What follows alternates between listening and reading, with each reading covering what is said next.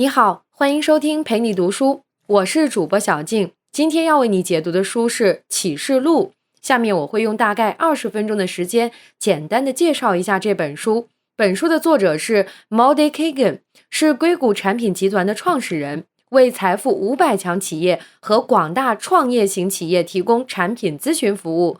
在过去的30年里，作为负责定义和开发产品的高级经理人，为多家一流企业工作过，包括惠普、网景通信、美国在线。他曾担任 eBay 产品管理及产品设计高级副总裁，负责规划全球电子商务网站的产品和服务。Maude Kagan 在他职业生涯中发现，无论是学术机构还是部分大公司，都会对产品管理理念缺乏有效的认识，所以他在这方面积极地探索与实践，并把这些实践经验写下来，最后集结成这本启示录。这本书从人员、流程、产品3个角度介绍了现代软件产品管理的实践经验和理念。人员是指定义设计一款产品需要的职位设置，以及这些职位之间的区别和界限。流程即如何探索、定义一款大众喜欢的好产品。人员之间该如何协同运作？产品即告诉大家一个受用户喜爱并能购买使用的产品特点是什么？是什么促使了用户做出购买决定？这3个部分我们可以简单理解为人、事、物。人是人员，事是流程，物是产品。好了，介绍完这本书的基本情况和作者概括，那么下面我将从以下3个方面来为你详细讲述书中的内容。第一，如何定位开发团队成员的角色。第二，如何才能开发出一个受用户喜爱的产品？第三，用户喜爱的产品特性是什么？我们先来看第一部分的内容，如何定位开发团队成员的角色。可能很多人会说，这个角色定位有什么好说的？岗位说明上不都写着了吗？确实，岗位说明上都写了，但是对于初创型公司或者小微企业，公司内部职责划分并不是很明确，而想做出一款受大众欢迎的产品，人是决定性因素，所以不管在什么公司，都有必要清楚地了解团队中的各自角色和定位。只有明确了各自的职责，才不会出现企业内耗的情况。我们首先来了解一下，一个正规的公司在开发产品时都有哪些角色参与。首先，最为关键的角色是产品经理。产品经理的职责主要是评估产品机会和定义要开发的产品。一个产品的创意来源总是多元化的，可能是公司高管的一个想法，营销团队的创意点子，业内人士的分析等等。这就需要有个人来严格审核这些创意，并判断是否值得采纳，而产品经理就是负责这项评估的人。除了评估产品机会，产品经理还要定义开发的产品是什么。在确认了有价值并且符合公司发展要求的产品后，接下来产品经理就要给出产品的解决方案，具体包括产品特征和功能、产品的用户体验、产品的发布标准等等。这些是产品经理的核心职责，所以我们可以把产品经理理解为是整个团队中的核心人物，负责产品的管理，掌握着产品的生杀大权。比如微信的产品经理张小龙被亲切称之为微信之父。好，我们刚刚说了，一个正规的公司在开发产品的时候，最为关键的角色是产品经理。除了产品经理之外，团队里还应该包括用户体验设计师、项目管理人员、开发团队、运维团队、产品营销人员。我们先来说用户体验设计师。在用户体验设计师中，通常人们提起也最为关键的角色是交互设计师，也可以称为用户界面设计师、用户体验构架师等等。他们的主要职责是深入理解目标用户，设计贴合目标用户的有价值的功能。比如我们现在使用微信界面，形式及微场景就是他们设计出来的。交互设计师与产品经理联系是最为密切的，因为只有将功能与设计良好的相结合，才能确保产品同时具有可用性和价值，从而满足用户需求。说完用户体验设计师，我们再来说项目管理人员。他们的职责是制定计划和跟踪进度，确保产品按时按质完成。而开发团队主要负责产品的开发，就是把概念性的产品变成实实在在可使用的产品。最后是运维团队和产品营销人员。运维团队的职责是保证服务正常运行，产品营销人员主要负责对外发布信息、宣传产品、拓展市场销售渠道、组织重点营销活动、促进产品销售、提供支持等等。简单理解就是卖产品的人。以上这些角色分工明确，职责定位清晰，是开发出一个好产品的基础人员配置。但在许多公司，有时会一人承担2个角色职责。比如微软最出名的 Office 系列产品，就是采用产品经理兼任项目经理的工作而开发出来的。这种模式虽然适用于零售软件产品，但不太适合开发互联网服务类产品。总的来说，产品经理的职责是探索定义有价值的、可用的、可行的产品，而项目管理则关注如何执行计划，按期交付产品。所以从产品角度来看，产品经理比项目经理更为重要，因为他肩负着产品好坏。当然，想开发出一个好的产品，光有人还不够，还要让这些人协同运作起来，按照一定的流程和方法探索并开发出富有创意的产品。那么这该怎么做呢？这就涉及今天要说的第2部分的内容，如何才能开发出一个受用户喜爱的产品。在这个部分，作者给出了他自己多年实践过的经验和方法。这些方法主要分为4个阶段。第一阶段是评估产品机会与产品探索，第2阶段是用户研究，第3阶段是合理运用敏捷开发方法，第4阶段是产品验证。我们先来看第1个阶段，评估产品机会与产品探索。评估产品机会与产品探索，就是为产品找到一个方向，找到产品的问题所在，或定义正确的产品，为团队的奋斗指明方向，避免开发出不受欢迎的产品。评估产品机会是指审核各种来源的想法，判断是否值得采纳。产品探索就是定义要开发的产品，指探索产品的解决方案，包括基本的产品特征和功能、产品的用户体验等，最后形成一份产品需求文档。这些是产品开发前的基础工作。那么如何评估产品机会呢？作者提出了评估时该问的10个问题。1. 产品要解决什么问题？也就是说，产品的价值是什么？ 2. 为谁解决这个问题？就是产品的受众人群、目标市场是什么？ 3. 成功的机会有多大？这就要评估产品的市场规模，可以求助于行业分析师、公司财务等，并加上自己的分析做出判断。4. 怎样判断产品是否成功？这就需要有可量化的指标，不能凭个人的主观臆断。5. 有哪些同类产品？了解竞争对手是谁，这个产品的竞争格局是怎样的。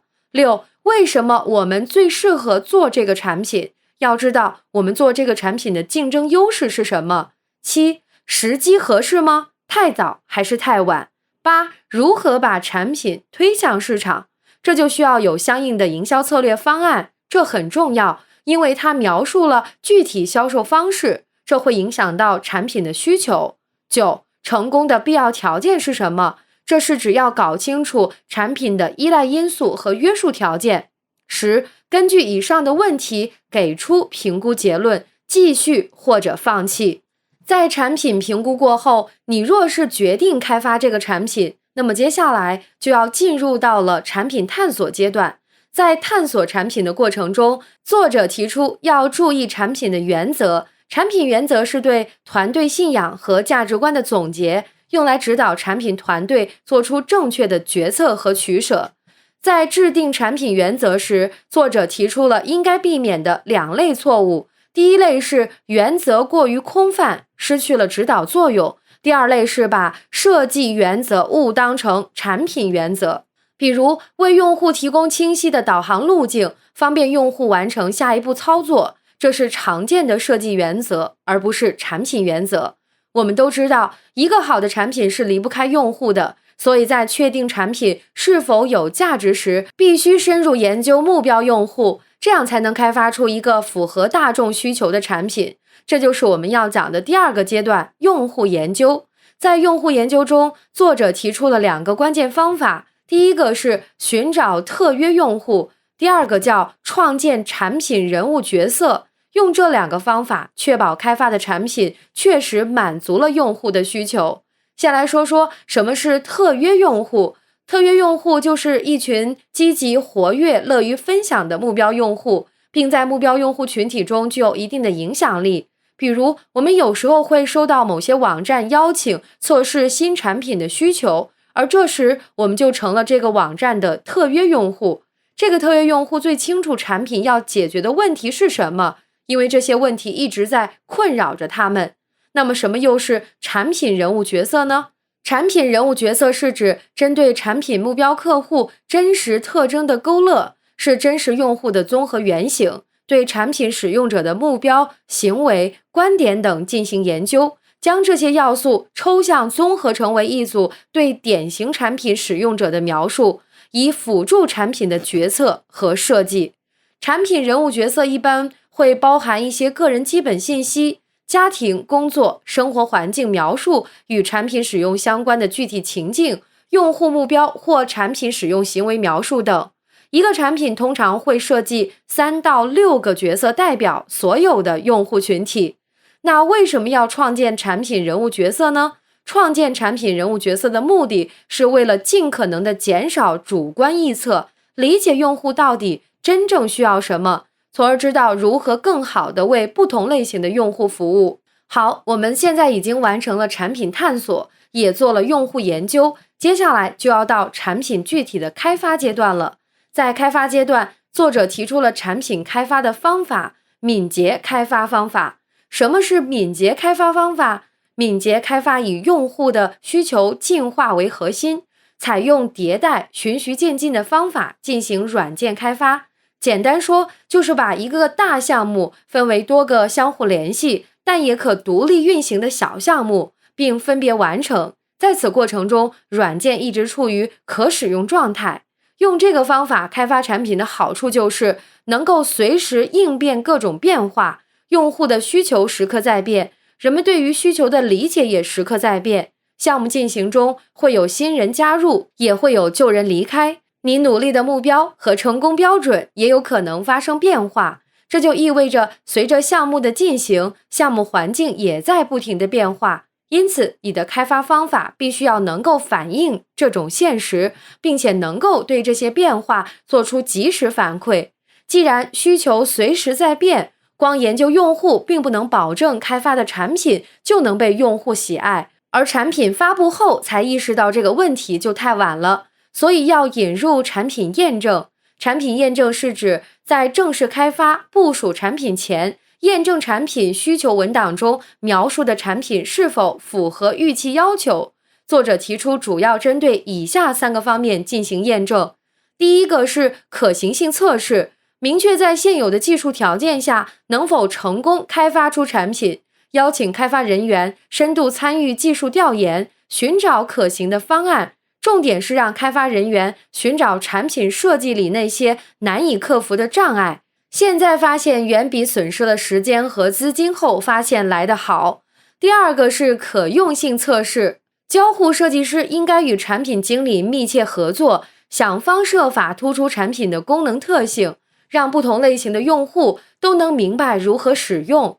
可用性测试往往能发现没能成功实现的产品需求，如果测试得当的话，甚至能发现原本被忽略的产品需求。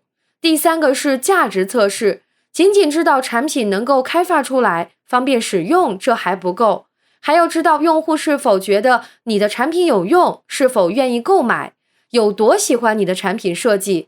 价值测试可以和可用性测试同时进行，只不过可用性测试重在观察用户如何设法完成必要的操作，而价值测试重在观察用户是否喜欢这些功能，是否满意功能的具体实现方式。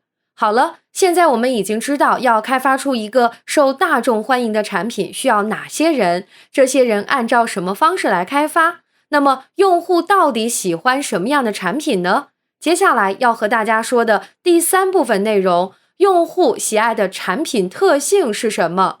我们先来看一个案例，在日本有一家非常受欢迎的拉面店，在顾客吃完面并把汤喝完，会看下碗底有这样几个字，你最后一口是对我们最大的肯定。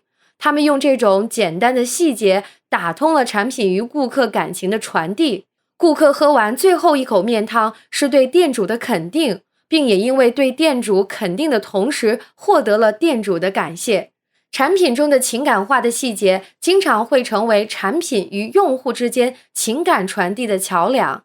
这种传递情感的细节不仅可以增加用户对产品的好感度，更可以让产品更加深入人心，利于产品口碑的传播。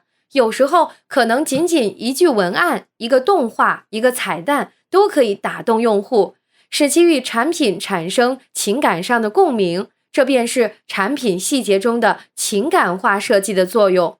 除了满足用户的情感需求外，还要注意产品的可用性和美观，二者缺一不可，只有二者的完美结合，才能开发出受用户喜爱的产品。好了，说到这儿，这本书的主要内容就为你介绍的差不多了。